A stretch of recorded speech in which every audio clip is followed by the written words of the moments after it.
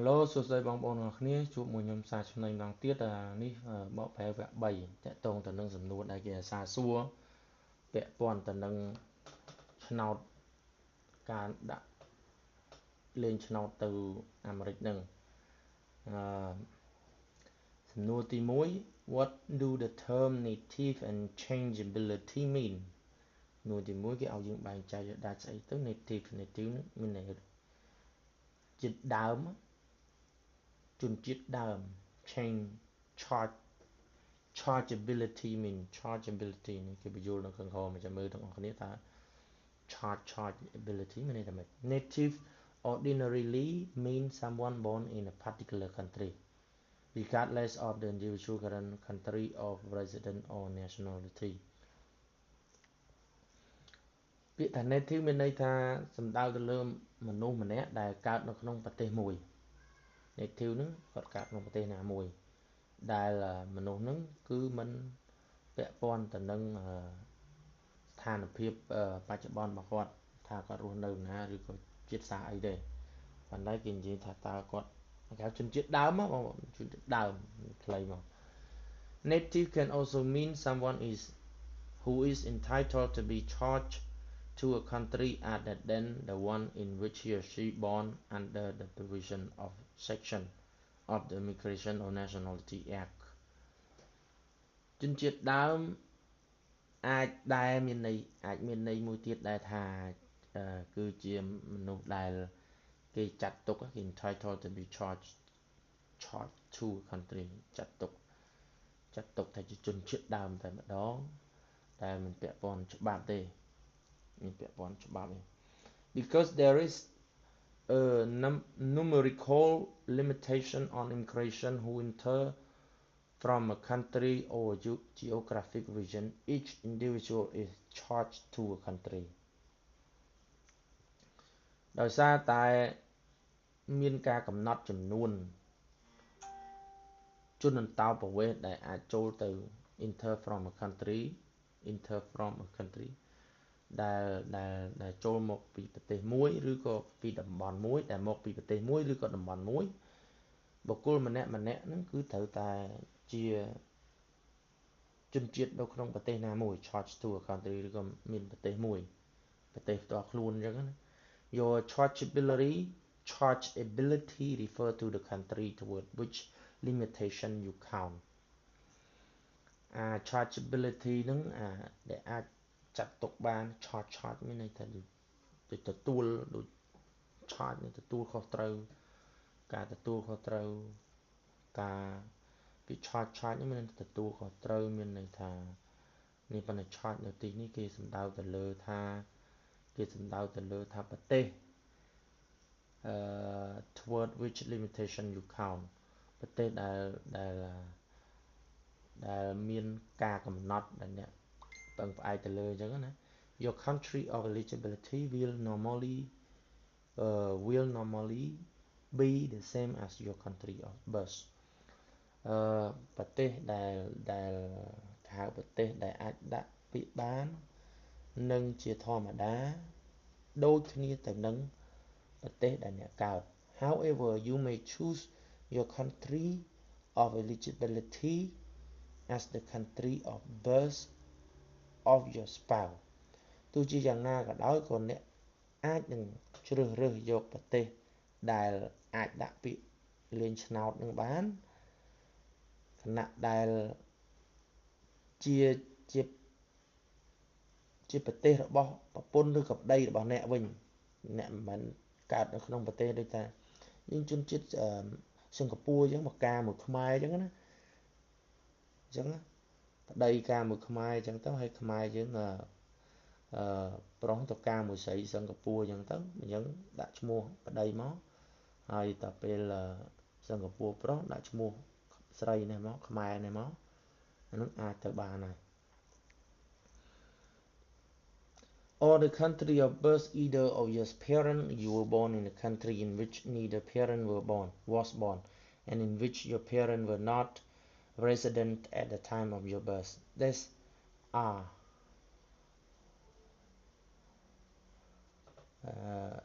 ឬក៏ ឬក៏ប្រទេសកំណើតរបស់អ្នកហ្នឹងប្រទេសកំណើតរបស់ឪពុកម្ដាយរបស់អ្នកដែលអ្នកកើតហ្នឹងគឺនៅក្នុងប្រទេសមួយដែលនិយាយទៅអ្នកកើតក្នុងប្រទេសមួយដែលឪពុកម្ដាយអ្នកមិនកើតនៅនឹងទេអូខេ These are the only three ways to select your country of chargeability អញ្ចឹងមាន chargeability មានន័យថាចង់និយាយពីលក្ខខណ្ឌរបស់ប្រទេសដែលអត់មានសិទ្ធិដាក់បោះឆ្នោតហ្នឹងគឺគាត់អាចផ្អែកទៅលើវិធីពីរហ្នឹងទី1ប្តីគាត់ហ្នឹងគឺជាជនជាតិដើមរបស់ខ្មែរអញ្ចឹងទៅឬក៏ប្រពន្ធជាជនជាតិដើមរបស់ខ្មែរហើយលក្ខខណ្ឌមួយទៀតគឺគាត់ហ្នឹងកើតនៅក្នុងប្រទេសដែលត្រូវលក្ខខណ្ឌគេហ្មងបើទោះបីជាឪពុកម្ដាយរបស់យើងហ្នឹងគាត់កើតនៅក្នុងប្រទេសដែលគេមិនអោយដាក់ពាក្យបានប៉ុន្តែយើងបែរជាទៅកើតក្នុងប្រទេសនោះអញ្ចឹងយើងអាចយកថ្ងៃខែឆ្នាំកំណើតនៅនោះដាក់បានព័ត៌មាននោះដាក់បានអូខេ listing an incorrect country of eligibility or chargeability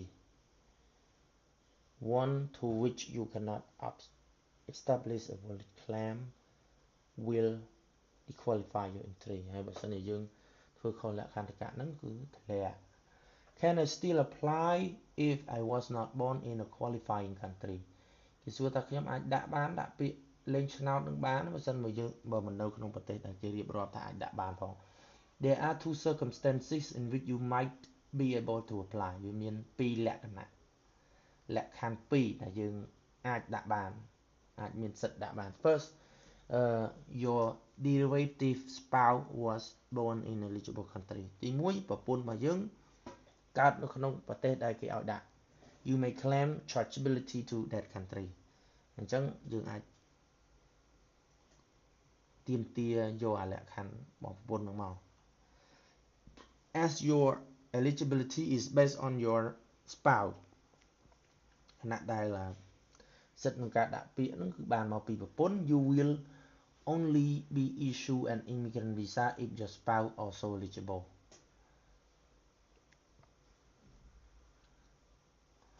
អ្នកនឹងត្រូវបានគ្រាន់តែគេចេញអា visa immigration visa អ្នកនឹងត្រូវបានគ្រាន់តែត្រូវបានគេចេញឲ្យអា visa បន្តប្រវេសហ្នឹងបើសិនបើប្តីឬប្រពន្ធរបស់អ្នកហ្នឹងក៏មានលក្ខណៈគ្រប់គ្រាន់សម្រាប់ទទួលបានអា visa immigrant visa បន្តប្រវេសហ្នឹងដែរ Both of you must enter the United States together using your DV អញ្ចឹងយើងទាំងពីរនាក់ប្តីប្រពន្ធទាំងពីរនាក់ហ្នឹងគឺនឹងត្រូវចូលរស់នៅក្នុងសហរដ្ឋអាមេរិកប្រើតែ DV របស់យើងឯងអញ្ចឹងប្តីអត់ទេ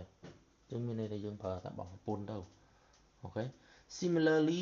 your minor dependent child can be charged to a parent countries of birth ស្តៀងគ្នាដែររឿងដែលពាក់ព័ន្ធទូចតាក់ទងនឹង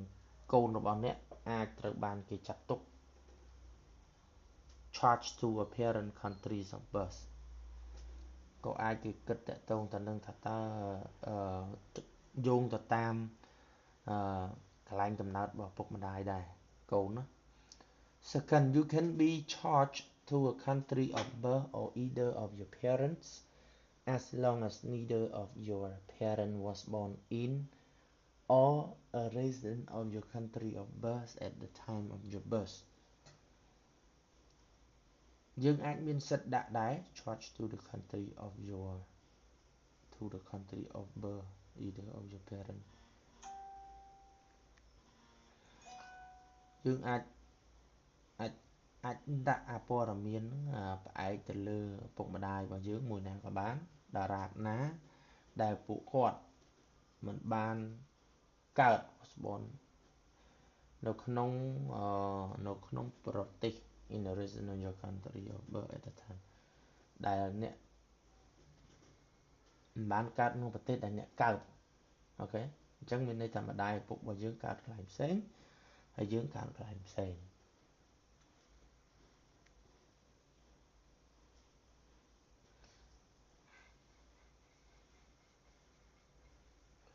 People are not generally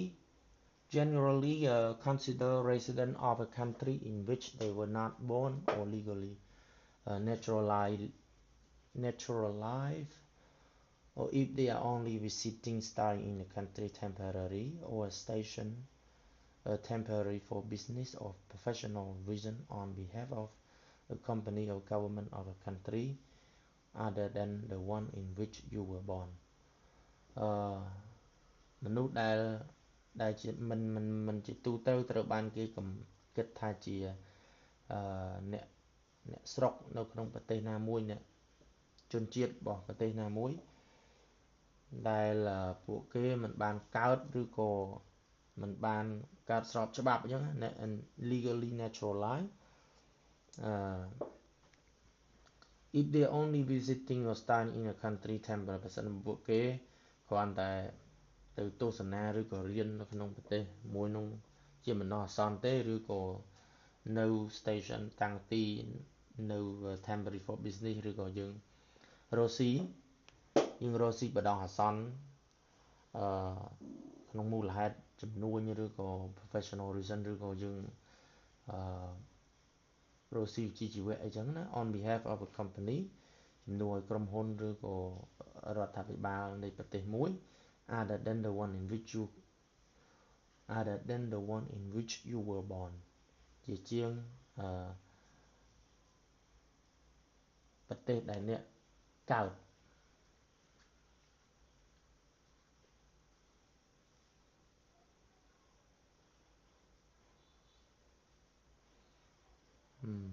chargeability នឹងវាមានលក្ខណៈស្មុគស្មាញបន្តិច if you claim alternate chargeability through either of the above you must provide an explanation on the EDV entry form in question 6 គេថាបើសិនបើយើងត្រូវលក្ខខណ្ឌ chargeability ខាងលើមួយណាក៏ដោយយើងត្រូវតែបំពេញសេចក្តីពន្យល់ទៅលើតម្រង់បំពេញ form របស់យើងនឹង EDV អូខេនៅក្នុងសំណួរទី6យើងត្រូវបំពេញ listing an incorrect country of eligibility of chargeability one to which you cannot establishably claim will disqualify បើសិនជាព័ត៌មាននឹងខុសអ្នកឯងធ្លាក់ទៀតហើយ why do natives of certain country not qualify for the DV program ហេតុអ្វីបានជាជនជាតិខ្លះនៅក្នុងប្រទេសមួយចំនួនមិនមានលក្ខណៈគ្រប់គ្រាន់អាចលេងឆ្នោតនេះបាន DV are intended to provide an immigration opportunity for persons who are not from high admission country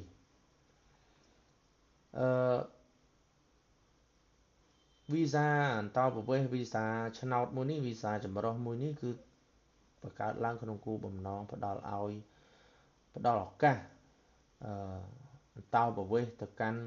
មនុស្សទាំងឡាយណាដែលមិនមែនមកពីប្រទេសអ្នកមានទេ US law define high admission country as those from which a total មែនទេមកពីប្រទេសដែលគេចូល high admission នៅទីនេះគឺចង់និយាយប្រទេសដែលគាត់រត់ការទៅនៅអាមេរិកបាន 50,000 នាក់ឯក្នុងមួយឆ្នាំ5ឆ្នាំចុងក្រោយគាត់បាន 50,000 នាក់អញ្ចឹងអត់ទេអញ្ចឹងច្បាប់របស់អាមេរិកកំណត់ថា high admission country គឺជា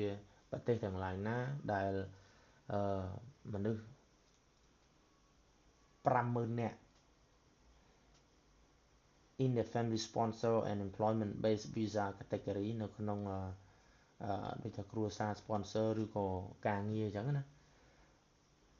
immigrated to United States ធ្វើអន្តោប្រវេសន៍ទៅកាន់សហរដ្ឋអាមេរិក during the previous 5 year កំឡុង5ឆ្នាំ each year US Citizenship and Immigration Service count the family and employment immigration admission and adjustment of status number for the previous 5 years to identify the country that are considered high admission and those native will therefore be eligible for the Annual Diversity Visa Program រៀងរាល់ឆ្នាំសញ្ជាតិអាមេរិកប្រជាជនអាមេរិកឬក៏ citizenship មានន័យថាចង់និយាយថាស្ថាប័នផ្ដល់សញ្ជាតិឲ្យនោះណាហើយនឹងស្ថាប័នផ្ដល់អន្តោប្រវេសន៍ហ្នឹងគឺគាត់រាប់គ្រួសារឬក៏អ្នកដែលមកធ្វើការនៅអាមេរិកហ្នឹងហើយកែប្រែទៅលើ status របស់គាត់លក្ខណៈរបស់គាត់status number លេខសម្គាល់លក្ខណៈរបស់គាត់ for the previous 5 year to identify សម្រាប់រយៈពេល5ឆ្នាំដើម្បីកំណត់ដឹងថាប្រទេសទាំងនោះត្រូវបានគេចាត់ទុកថា high admission គឺជាប្រទេសដែលមានប្រជាជនទៅអាមេរិកច្រើន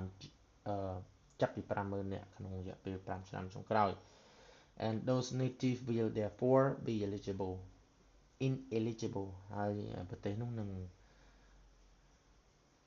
មិនត្រូវបានអនុញ្ញាតឲ្យលេងឆ្នោតនោះទេអូខេ since USCIS make this calculation annually បើផ្អែកទៅតាមក្រសួង CSI ហ្នឹងដែលគេ calculate គេគណនារៀងរាល់ឆ្នាំ The list of countries those native eligible or not eligible may change from one year to the next បញ្ជីរាយនាមប្រទេសដែលអាចដាក់ពាក្យលេងឆ្នោតបាននឹងផ្លាស់ប្ដូរពីមួយឆ្នាំទៅមួយឆ្នាំ How many DV 2020 visa will go to native of each region and eligible country គេសួរថាតើ visa ប្រមាណ visa D20 ហ្នឹងប្រមាណដែលនឹ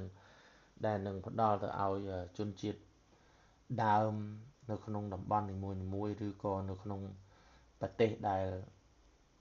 អាចលេងឆ្នោតនឹងបាន United States Citizenship and Immigration Service determine the regional DV limits for each year according to a formula specific in section 203 of the Immigration and Nationality Act INA ក្រសួងកំណត់អត្តសញ្ញាណឬក៏ផ្ដល់សញ្ជាតិនោះណារបស់អាមេរិកហ្នឹងគឺកំណត់នៅការកម្រិតចំនួន visa DV visa ឆ្នោតហ្នឹងឲ្យទៅតំបន់នីមួយៗសម្រាប់ឆ្នាំនីមួយៗផ្អែកទៅលើរូបមន្តដែលស្រាយបញ្ជាក់នៅក្នុងច្បាប់ section 203C របស់ច្បាប់អន្តោប្រវេសន៍និងជនជាតិ The number of visa the Department of State eventually will issue to native of each country will depend on the regional limit established ចំនួន visa ដែលក្រសួងការបរទេសអាមេរិកជាធម្មតា eventually ជាញឹកញាប់នឹងចេញទៅឲ្យជនជាតិដើមនៃប្រទេសមួយគឺវាអាស្រ័យទៅលើការកំណត់របស់តំបន់ដែលត្រូវបានគេបង្កើតឡើង How many entrants come from each country and how many of the selected entrants are found eligible for the visa ដែលត្រូវបានគេបង្កើតឡើងអា limit ហ្នឹងដែលបញ្ជាក់ពីចំនួនដែលគេអាចដាក់ពាក្យបានពីចូលលេងបានពីប្រទេសនីមួយៗហើយនឹងចំនួនដែលគេត្រូវជ្រើសរើសឲ្យនេះណាជ្រើសរើសឲ្យឬជាប់ឆ្នោតទៅរស់នៅអាមេរិក No more than 7% of the total visa available can go to native of any one country មិនច្រើនជាង 7% នៃ visa ដែលមានទាំងអស់ទាំង 50,000 ទេទៅប្រទេសនីមួយៗអញ្ចឹងប្រទេសមួយបាន 7% វាយើងគិតទៅវា 50,000 5 ដង 35 អញ្ចឹង 3,500 នាក់ក្នុងមួយឆ្នាំច្រើនមែនទែនញោះ What are the requirements for education or work experience អីទៅជាលក្ខន្តិកៈសម្រាប់កម្រិតវប្បធម៌ហើយនឹងបទពិសោធន៍ការងារ US immigration law and regulation require that every DV entrant must have at least a high school education or its equivalent or have 2 years of work experience within the past 5 years in an occupation that require at least 2 years of training or experience ចំពោះចម្លើយនេះក្រសួងច្បាប់អន្តោប្រវេសន៍ហើយនឹងលក្ខន្តិកៈរបស់ច្បាប់ហ្នឹងគឺតម្រូវឲ្យរាល់បេក្ខជនដាក់ពាក្យលេងឆ្នោតនីមួយៗគឺត្រូវតែមានកម្រិតវប្បធម៌យ៉ាងទាបបំផុតក៏បាក់ឌុបដែរអូខេទាបបំផុតក៏បាក់ឌុបដែរឬក៏មានកម្រិតស្មើឬក៏មានបទពិសោធន៍ការងារ2ឆ្នាំជាមួយនឹងការងារហ្នឹងតម្រូវឲ្យគាត់ train ខ្លួនគាត់ហ្នឹង2ឆ្នាំទៀតអូខេ A high school educational equivalent is defined as successful completion of a 12-year course elementary and secondary education in the United States or the successful completion in another country of a formal course of elementary or secondary education comparable to a high school education in the United States ហើយdiploma ហ្នឹងគឺត្រូវបញ្ចប់12ឆ្នាំបញ្ចប់អញ្ចឹងហើយដែលគេប្រៀបធៀបទៅស្មើជាមួយនឹងកម្រិតវប្បធម៌ដែលគេគិតនៅអាមេរិកដែរ Only formal course of study meet this requirement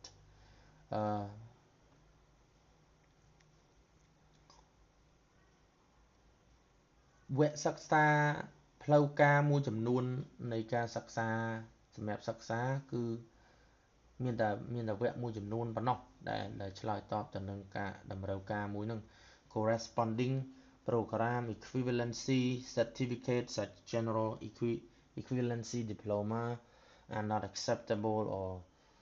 you must present documentary proof of education or work experience to the consular officer at the time of the visa interview ផ្សេងទៀតគេមិនរាប់បញ្ចូលទេគេមិនអាចទទួលទេអញ្ចឹងពេលយើងជាប់ឆ្នោតយើងត្រូវបង្ហាញប្រាប់គេនៅឯកសារបញ្ជាក់ពីeducation របស់យើងពីកម្រិតវប្បធម៌របស់យើងហ្នឹងឬក៏កម្រិត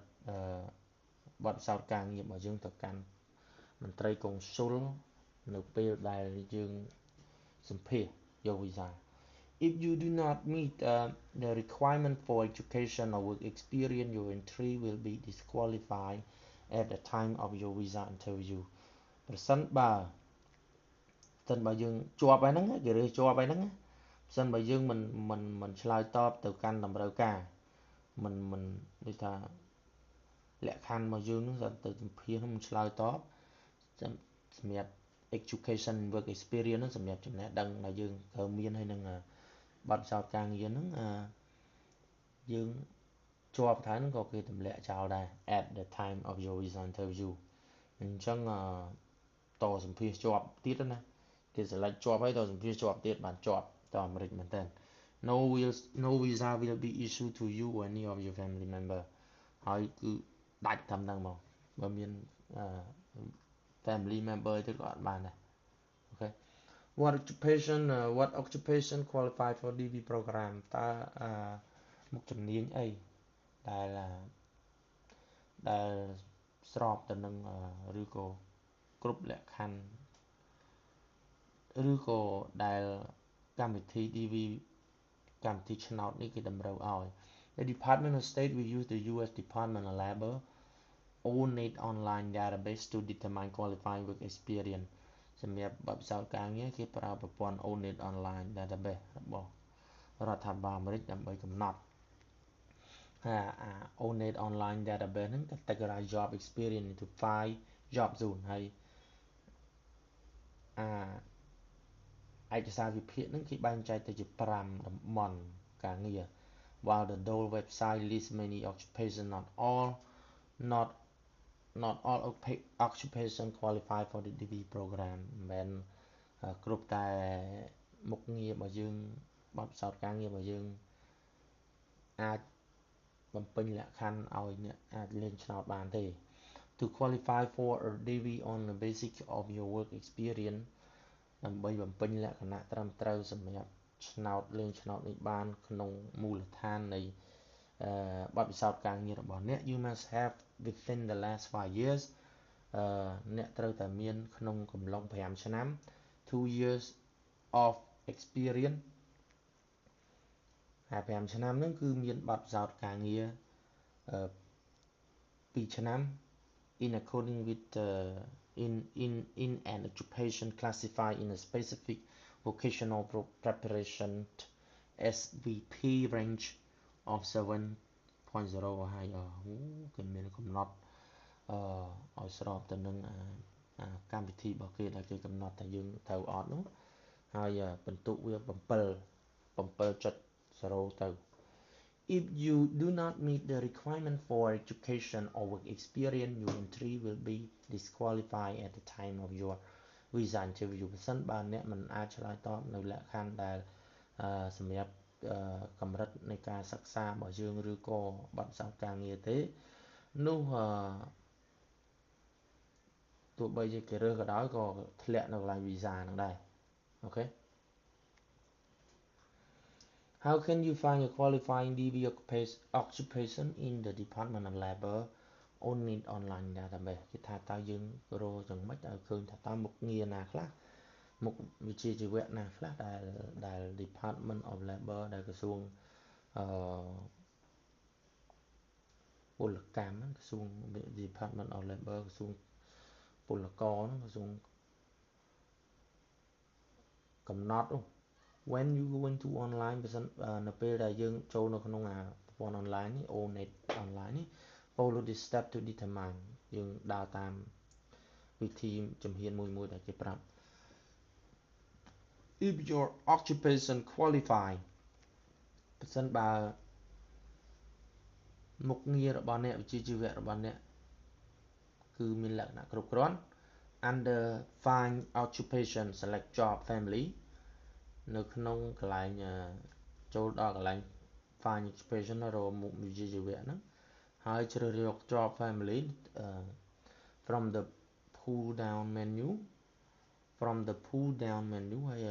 scroll វាចុះមកក្រោមមក browse by your job family នៅក្នុង job family make your selection and click go ហើយជ្រើសយកជំនាញហើយយើងចុច go ទៅ click on the link for your specific occupation ហើយ click ទៅលើ link ដែលបញ្ជាក់អំពីមុខវិជ្ជាជីវៈជាក់លាក់របស់អ្នកណាមួយ select the type job zone ហើយជ្រើសយកពាក្យ job zone to find the designated job zone number and specific vocational preparation SVP waiting range ដើម្បីស្វែងរកjob zone ដែលគេកំណត់មកចំនួន job zone ដែលគេកំណត់មកហើយនឹងrange របស់វាដែលគេកំណត់នៅក្នុងច្បាប់ SVP as example select aerospace engineer ឧទាហរណ៍ថាយើងពួកខាងអវកាស at the bottom of the summary report for aerospace engineer under the job zone vote section នៅខាងក្រោមនៃរបាយការណ៍សង្ខេបសម្រាប់ពួកវិស្វករអវកាសនៅខាងក្រោមផ្នែកមួយនៃ job zone ហ្នឹង you will find the designated job zone 4 យើងនឹងរកឃើញjob zone 4ដែលច្បាប់ range ពី7ទៅជាង8បន្តិច using this example aerospace engineering is qualifying occupation បើប្រើតាមក្បួនហ្នឹងគឺយើងឃើញថា aerospace engineering គឺមានលក្ខណៈគ្រប់គ្រាន់សម្រាប់លេង visa សម្រាប់ទៅអាមេរិកបានណាជាប់ណា For additional information see the diversity visa list of occupation web page មានព័ត៌មានថែមមើលនៅក្នុង page ដែលគេនិយាយពី occupation ជាជីវៈ Is there a minimum age to apply for the EDV program តើមានកំណត់អាយុទេសម្រាប់ apply There is no age minimum age to apply វាបានកំណត់អាយុទេអាយុប្រហែលឲ្យតែដាក់ទៅ But the requirement of a high school education or work experience for each principal application at the time of application will effectively disqualify most person who are under age of 18 ប៉ុន្តែបើយោងទៅតាមគោលការណ៍នៃចំណេះដឹងដែលយើងត្រូវតែចប់ diploma យ៉ាងតូចណាចប់ diploma គឺអ្នកដែលអាយុក្រោម20ហ្នឹងគឺធ្លាក់ដោយស្វ័យប្រវត្តិបណ្ដោយ completion your electronic entry for the DV program ការបំពេញព័ត៌មាននេះផ្នែកសំណួរតើតើផ្នែកការបំពេញព័ត៌មាននៅក្នុងទម្រង់លេងឆ្នោតណា when can I submit my entry សួរតើខ្ញុំនៅពេលណាដែលខ្ញុំអាចដាក់លេងឆ្នោតបាន The DV 2020 entry period will run from គេថា will run from 12 noon daylight Wednesday October សម្រាប់ DV 2020 សម្រាប់កម្មវិធីលេងឆ្នោតឆ្នាំ2020នេះគឺថាយើងអាចលេងយើងចាប់ដាក់ពាក្យបានហើយគឺចាប់ពីខែ10ថ្ងៃ3រហូតដល់ខែ11ថ្ងៃ6ឆ្នាំ2018ជារៀងរាល់ឆ្នាំ millions of people submit entry ជារៀងរាល់ឆ្នាំមានមនុស្សច្រើនណាស់រាប់លានអ្នកចយយកតែ 50000 នាក់ហើយមានមនុស្សរាប់លានអ្នក entry holding the entry period on that date ensure selectee receive notification in a timely manner and give both the visa applicant and our embassy and consulate time to prepare and complete cases for visa issuance កាន់ណា holding មានន័យថាភ្ជាប់ទៅនឹងគឺក៏ឯកទៅនឹងពេលវេលាដែលយើងចុះឈ្មោះនៅលើការបរិច្ឆេទខាងលើហ្នឹងនឹងធានាថាអ្នកដែលត្រូវបានគេជ្រើសរើសហ្នឹងគឺនឹងត្រូវទទួលបាននៅការជូនដំណឹងនៅក្នុងពេលវេលាមួយយ៉ាងសមរម្យហើយ giving both the visa applicant and embassy ហើយធ្វើឲ្យបេក្ខជនដែលលេងឆ្នោតហើយនឹងស្ថានទូតនិងកុងស៊ុលពួកមន្ត្រីកុងស៊ុល time to prepare and complete case for visa issuance ពេលវេលាគ្រប់គ្រាន់សម្រាប់ពួកគាត់ធ្វើការផ្ដល់ជូនវីសាឲ្យយើងទៅអាមេរិកហ្នឹង We strongly encourage you to enter early during the registration period យើងជំរុញលើកទឹកចិត្តឲ្យបងប្អូនទាំងអស់គ្នាធ្វើយ៉ាងណាដាក់បំពេញខ្លួនឯងទៅអូខេហើយបំពេញឲ្យបំពេញខ្លួនឯងបំពេញឲ្យបានមុនកុំចាំរហូតដល់ចិត្តចប់ចាំបំពេញ Excessive demand at the end of registration period may slow the system down គេមកចុះឈ្មោះច្រើនហ្នឹងធ្វើឲ្យ system ហ្នឹងវា down ដែរវា slow down វាដើរអញ្ចឹងមិនសូវយើងដាក់ឲ្យទៅ We cannot accept entry afternoon EST on Tuesday November 6ហើយថ្ងៃត្រង់ថ្ងៃ6ខែ11ហ្នឹងគឺធប់ទទួលហើយទៅថ្ងៃអង្គារ I am in United States can I enter the DV program ខ្ញុំរស់នៅក្នុងសហរដ្ឋអាមេរិកតើខ្ញុំអាចដាក់លេងឆ្នោតបាន Yes an entrant may apply while in United States or another country an entrant may submit an entry from any location ដាក់ពីកន្លែងណាក៏បានដែរឲ្យតែយើងហ្នឹងនៅក្នុងប្រទេសដែលគ្រប់លក្ខខណ្ឌមកគេអញ្ចឹងណាយើងដាក់កន្លែងណាក៏បានដែរចង់កាច់ឈុងណាក៏បានឲ្យមានអ៊ីនធឺណិត Can I only enter once during the registration period Can I only enter once during the registration period តើខ្ញុំអាចដាក់តែម្ដងទេតើខ្ញុំអាចដាក់តែម្ដងទេគេបើកឲ្យលេងឆ្នោតម្ដងខ្ញុំលេងបានម្ដងយកបានស្លឹកទេ Yes the law allows only one entry per person during each registration period ប្រកបណាស់ច្បាប់របស់អាមេរិកកាំងកំណត់ឲ្យម្នាក់លេងបានតែមួយទេយកឆ្នោតបានមួយ The Department of State use sophisticated technology to detect multiple entry ហើយក្រសួងការបរទេសអាមេរិកនឹងប្រើបច្ចេកវិទ្យាទំនើបមួយដើម្បីពិនិត្យមើលថាតើអ្នកឯងដាក់ពីរដងបើដាក់ពីរដងធ្លាក់នេះ individual with more than one disqualify គេប្រើពាក្យធ្លាក់នេះក៏ប្រើពាក្យ disqualify គឺមានន័យថាអ្នកឯងអត់គ្រប់លក្ខណៈ May my spouse and I each submit a separate entry តើខ្ញុំហើយនឹងប្រពន្ធខ្ញុំអាច ដាក់ពាក្យផ្សេងគ្នាបានទេ yes បានអាចដាក់បាន each spouse may each submit one entry if each meet the eligibility requirement if either spouse is selected or the other entitled to apply as derivative dependent ដល់ពេលជាប់អញ្ចឹងទៅម្នាក់ដាក់ស្របមួយគេរណបមួយគេអញ្ចឹងណាបើម្នាក់ណាជាប់វាជាប់ទាំងពីរយើងរើសទៅយើងយកតាមប្តីតាមប្រពន្ធអញ្ចឹងដូចគ្នាអីទេ What family member must I include in my DV entry តើសមាជិកគ្រួសារណាខ្លះដែលខ្ញុំគួរតែរាប់ចូលនៅក្នុងពាក្យ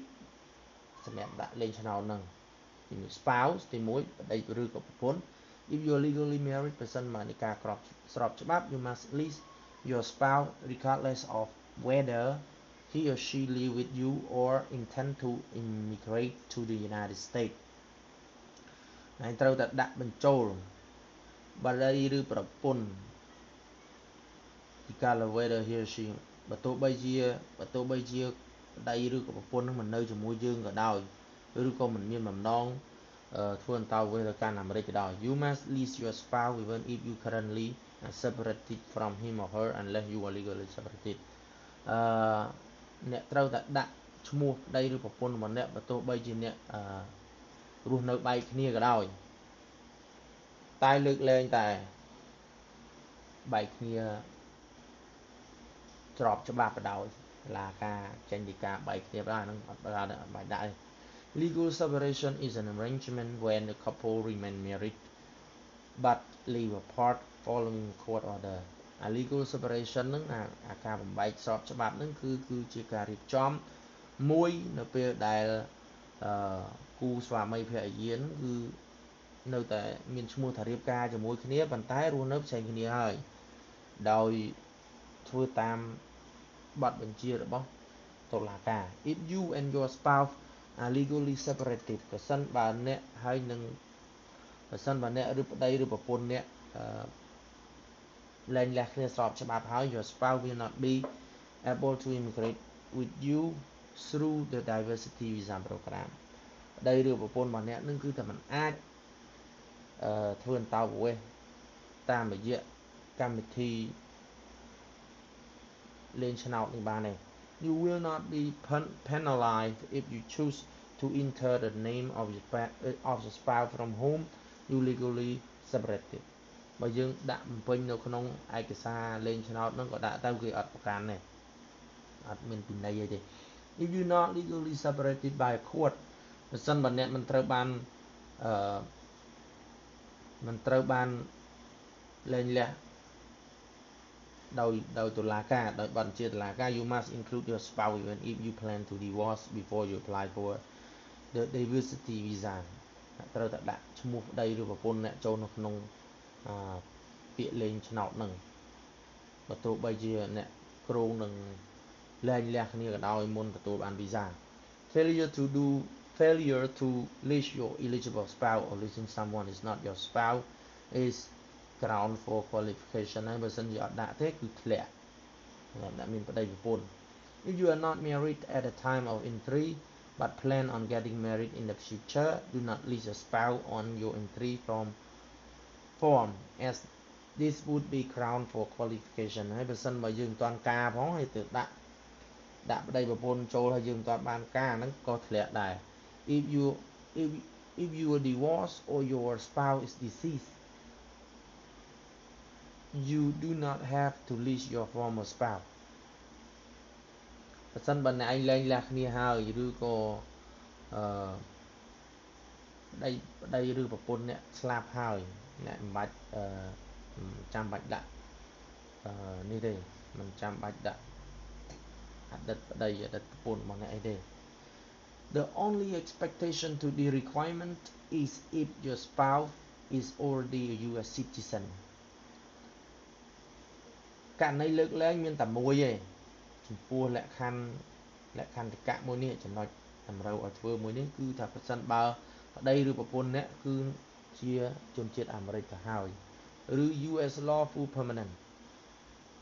resident ឬក៏អ្នកដែលកាន់ green card ដែលមិនទាន់បានចូលសញ្ជាតិនៅឡើយទេ If your spouse is a US citizen ប្រសិនបើប្តីឬប្រពន្ធរបស់អ្នកគឺជាជនជាតិអាមេរិក ឬក៏អ្នកកាន់ green card do not list him or her in an entry កុំរាប់បញ្ចូលសរសេរឈ្មោះចូលអីមិនបាច់ទេអានឹងអត់អីទេ A spouse who is already a US citizen or lawful permanent resident will not require be issue a DV បើសិនជាប្តីឬប្រពន្ធយើងទៅនៅអាមេរិកគេមិនចេញអាវីសានឹងឲ្យទេវីសាឆ្នោតនឹងឲ្យទេ Therefore if you select a married or and my spouse is a US citizen or a US legally permanent resident ហើយបើសិនបើអ្នករើសថាការឲ្យតែប្រពន្ធជនជាតិអាមេរិកកាំងឬក៏ប្រពន្ធកាន់ green card នៅអាមេរិកអាហ្នឹងនៅក្នុងពាក្យ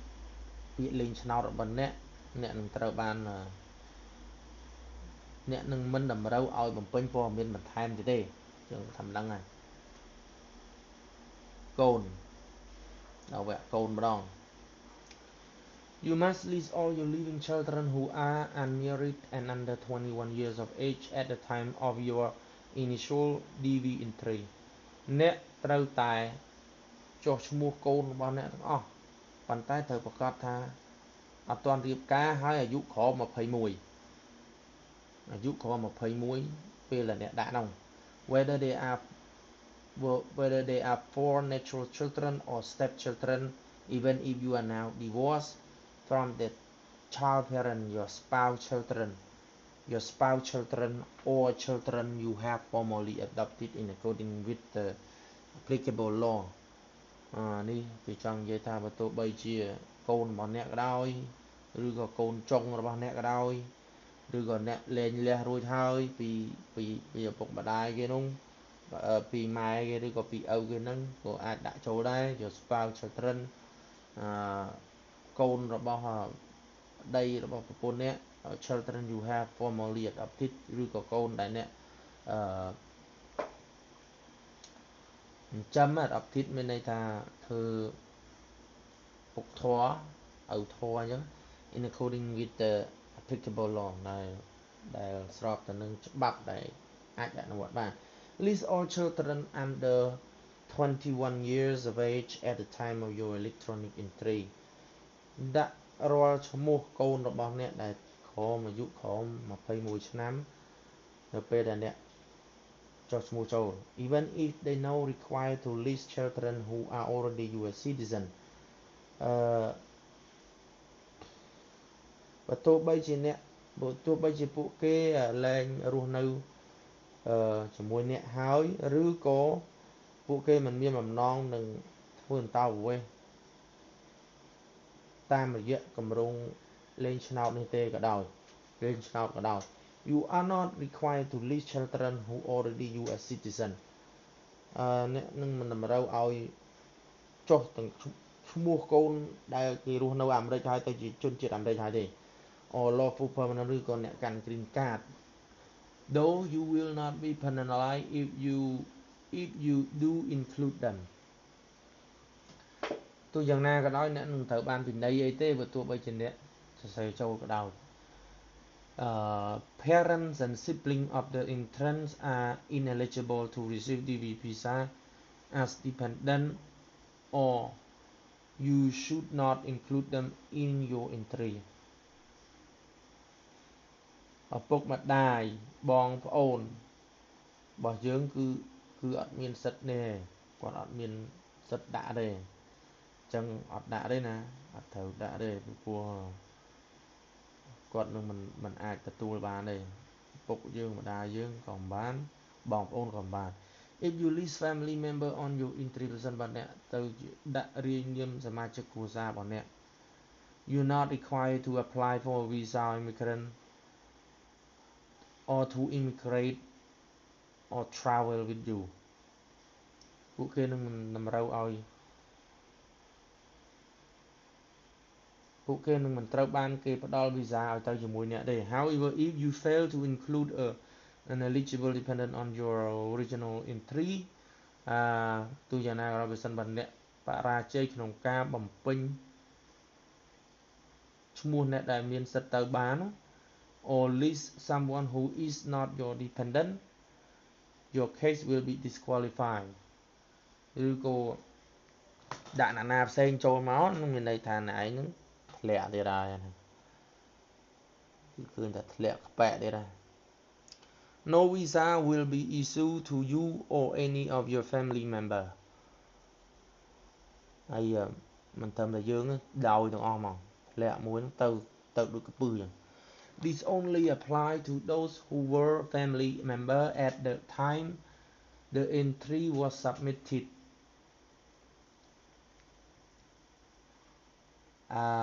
លក្ខខណ្ឌនេះគឺត្រូវអនុវត្តក្នុងទៅចំពោះអ្នកណាដែលសមាជិកគ្រួសាររបស់គាត់នឹង at the time that the entry was submitted ទៅគ្រួសាររបស់គាត់នៅចំពេលដែលយើងដាក់ពាក្យលេងឆ្នោតនឹង not those acquired at a later date ប៉ុន្តែយើងអាចទៅនៅអាមេរិកហើយធានាបងប្អូនយើងទៅបានធានាម៉ែឪទៅបានក្រោយទៀតបានប៉ុន្តែពេលហ្នឹងអត់បានទេ Your spouse is eligible to enter or may still submit a separate entry even though he or she is listed on your entry ប្តីឬប្រពន្ធរបស់អ្នកបើសិនបើមានលក្ខណៈគ្រប់គ្រាន់ក្នុងការសុំយក visa may still អាចនៅតែអាចដាក់ពាក្យលេងផ្សេងគ្នាបាន even though he or she is listed on your entry ទោះបីជាប្រពន្ធឬប្តីរបស់អ្នកនឹងអ្នកបានរាប់ចូលនៅក្នុងឆ្នោតរបស់អ្នកហើយតែប្រពន្ធឬប្តីអ្នកអាចដាក់មួយទៀតបាន As long as both entry include detail about all dependents in your family តារាបណាដែលពាក្យឆ្នោតរបស់អ្នកនឹងគឺដាក់រាល់ព័ត៌មានទាំងអស់ចាំបាច់ទៅដាក់នោះនៅក្នុងនេះហ្នឹង Must I submit my own entry or can someone else do it for me តើខ្ញុំគួរតែដាក់ពាក្យខ្លួនឯងឬក៏ឲ្យគេដាក់ឲ្យ We encourage you to separate and submit your own entry but you may have someone submit entry for you យើងលើកទឹកចិត្តឲ្យបងប្អូនរៀបចំដាក់ខ្លួនឯងប៉ុន្តែអ្នកឯងអាចឲ្យគេជួយដាក់បាន Regardless of whether you submit your own entry or an attorney friend related to someone else submit it on your behalf only one entry may be submit in your name ប៉ុន្តែត្រូវធ្វើយ៉ាងណាពេលគេដាក់ឲ្យដាក់តែមួយណាបើដាក់លើស2ធ្លាក់ You as the entrant are responsible for ensuring that information in the entry is correct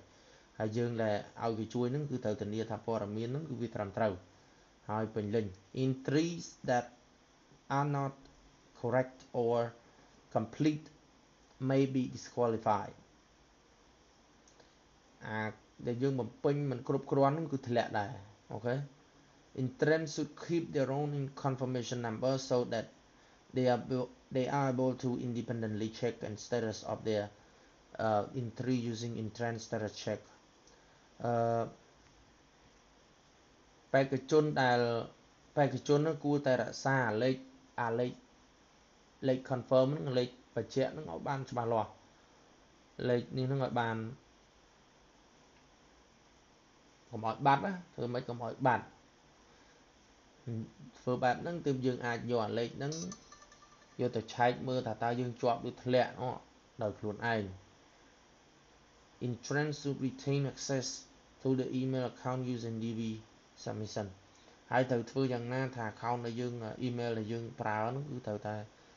access វាកុំឲ្យបាត់កុំឲ្យខូចអី I'm already registered for immigration visa in another category can I still apply for the DV program ខ្ញុំបានដាក់ពាក្យសុំ visa ទៅអាមេរិកនឹងក្នុងលក្ខខណ្ឌផ្សេងហើយក្នុងប្រភេទផ្សេងទៀតតើខ្ញុំអាចនៅតែដាក់តើខ្ញុំនៅតែអាចដាក់ពាក្យលេងឆ្នោតបានទេ Yes បានយើងទៅដើរលេងទៅអីយើងដាក់បានអញ្ចឹង When will EDV be available online តើតម្រង់ EDV នឹងតើនឹងយើងអាចទាញបាននៅពេលណាអាចយកបាននៅពេលណាអាចពេញបាននៅពេលណា You can enter online during the registration period beginning at 12 Eastern October 3 application ហ្នឹង បែបពាក្យសុំហ្នឹងគឺចាប់ពីខែ10ថ្ងៃ3 2018រហូតដល់ថ្ងៃ6ខែ11 Can I download and save the EDV3 form into a word processing program and finish letter តើខ្ញុំអាច download ហើយបំពេញនៅក្រៅអត់បានទេ You will not be able to save the form into another program for completion submission letter The form is a web form only You must fill in the information and submit it while online ពេញនៅតែ online នៅក្នុង website ហ្នឹងអត់មានតឡៃណាផ្សេងទេ Can I save the form online and finish it later តើខ្ញុំអាច copy វាទុកហើយបំពេញក្រោយទេអត់ទេអត់អាចបានទេ The EDV in 3 form is designed to be completed or submitted at one time ឆ្នោតនោះគឺថាតម្រូវឲ្យយើងបំពេញហើយដាក់ភ្លាមតែម្ដង You will have 60 minutes ឯងមានតែ60នាទីទេ starting from when you download the form or complete and submit your entry through EDV website if you exceed the 60-minute limit and have not submit your complete entry electronically the system discard any information already entered download ចេញបានដែរប៉ុន្តែយក60នាទីទេតែ60នាទីទេអញ្ចឹងបំពេញទៅ60នាទីហ្នឹងបំពេញហើយដាក់ចូលវិញមុន60នាទីអញ្ចឹងទេវាបោះ The system delete any partial entry so that they not accidentally identify as duplicate or later complete entry និយាយទៅប្រព័ន្ធគឺធានាថាมันមានស្ទួនទេមិនមានជាន់គ្នាទេប្រព័ន្ធកុំព្យូទ័រនោះអូខេធានាថាវាមានជាន់គ្នាទេអញ្ចឹងយើងអាច submit online បានគឺ online ទៅបងប្អូន I don't have a scanner can I send photographs someone in the United States to scan them save them and email them back so I can use them in an entry ខ្ញុំអត់មានម៉ាស៊ីន scan ទេតែខ្ញុំអាចបញ្ជូនរូបភាពខ្ញុំទៅនរណាម្នាក់នៅសហរដ្ឋអាមេរិកឲ្យគេ scan ហើយ save វារក្សាទុកវាហើយ email មកឲ្យខ្ញុំដើម្បីខ្ញុំប្រើបានទេ Yes បាន as long as the photograph meet the requirement in the instruction and is electronically submitted and at the same time as the EDV online entry តារាបណារូបភាពនឹងឆ្លើយតបទៅនឹងលក្ខន្តិកៈរបស់រូបភាពដែលយើងត្រូវជ្រើសរើសអានេះអាចប្រើបានអត់អីទេ You must already have the scanned photograph file when you submit the entry online អ្នកត្រូវតែត្រៀមឲ្យរួចរាល់នៅអារូបភាពដែល scan ហ្នឹងណានៅពេលដែលយើង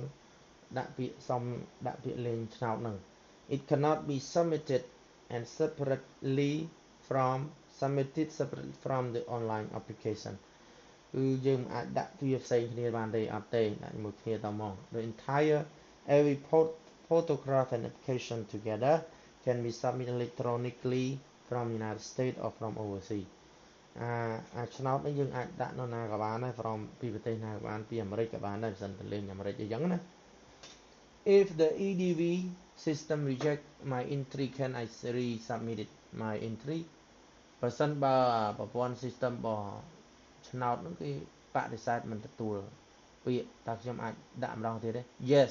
you can resubmit your entry as long as your submission is complete បានតាបើសិនគេមិនទទួលយើងធ្វើម្ដងទៀតដូចឲ្យត្រូវហើយ submit ម្ដងទៀត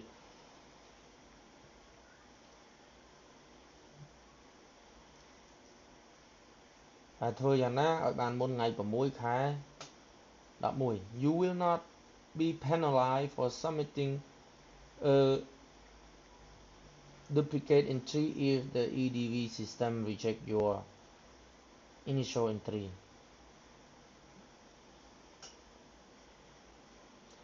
អ្នកនឹងមិនត្រូវបានពិន័យសម្រាប់ការដាក់ពាក្យជាន់គ្នាទេសិនបើsystem របស់ឆ្នោតនឹងគាត់ reject your initial entry ពាក្យសុំដំបូងរបស់អ្នកនោះអូខេ Given the unpredictable nature of the internet you may not receive the rejection notice immediately យោងទៅតាមសារជាតិរបស់អ៊ីនធឺណិតដែលអាចទូទាយបានអ្នកនឹងមិនត្រូវនឹងមិនបានទទួលព័ត៌មានពីការបដិសេធនឹងភ្លាមទេអូខេ You can try to submit an application as many as is necessary until a complete application is received and the confirmation notice sent. Once you receive a confirmation notice, your entry is complete and you should not submit any additional entry. អ្នកអាចព្យាយាមដាក់ពាក្យនឹងប្រមាណដងក៏បានដែរតាមតែអ្នកគិតថាវាចាំបាច់ណារហូតដល់អាចពាក្យលេងឆ្នោតរបស់អ្នកនឹងត្រូវបានគេទទួលហើយ confirmation notice send ហើយគេ send code ឲ្យយើងពីថាលេខ confirmation របស់យើងយើងយកទៅមើលណាបញ្ជូនឲ្យយើង Once you receive a confirmation notice your entry is complete នៅពេលដែលយើងបានទទួលលេខ code នោះហើយនោះការបំពេញបែបបទរបស់យើងនឹងគឺត្រូវបានបញ្ចប់ and you should not submit any additional entry ហើយអ្នកមិនគួរដាក់ពាក្យផ្សេងទៀតទេអត់ត្រូវដាក់ទៀតទេអូខេ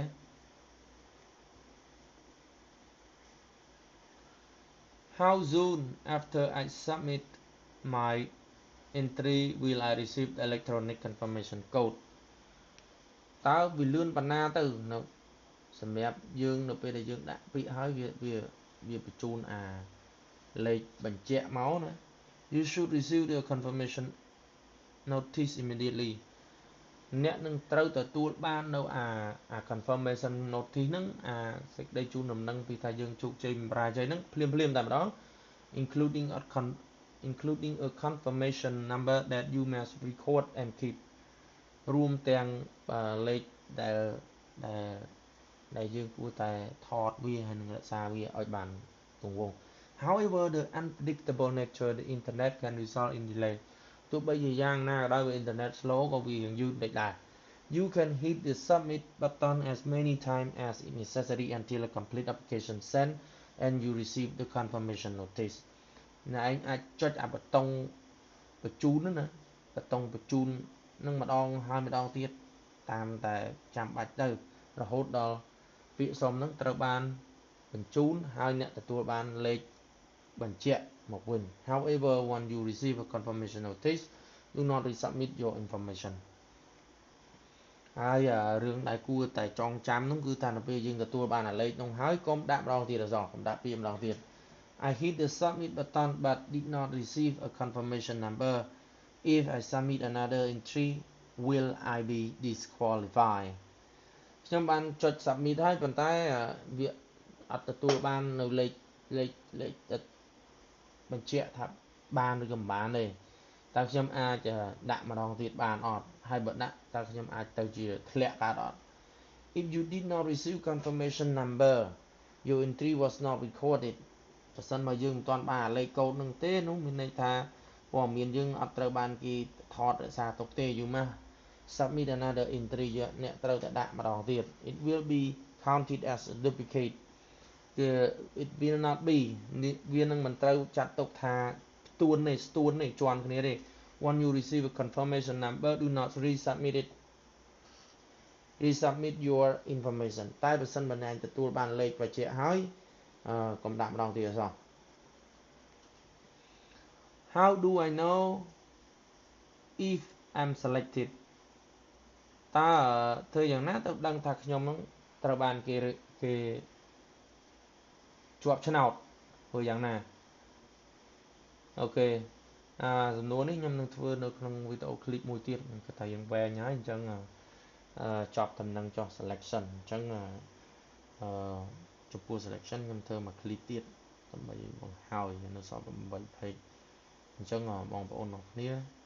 សង្ឃឹមថានេះហើយយល់កន្លែងណាមិនយល់ទេអាចសួរសំណួរមកខ្ញុំមកហើយខ្ញុំអាចឆ្លើយបានខ្ញុំឆ្លើយ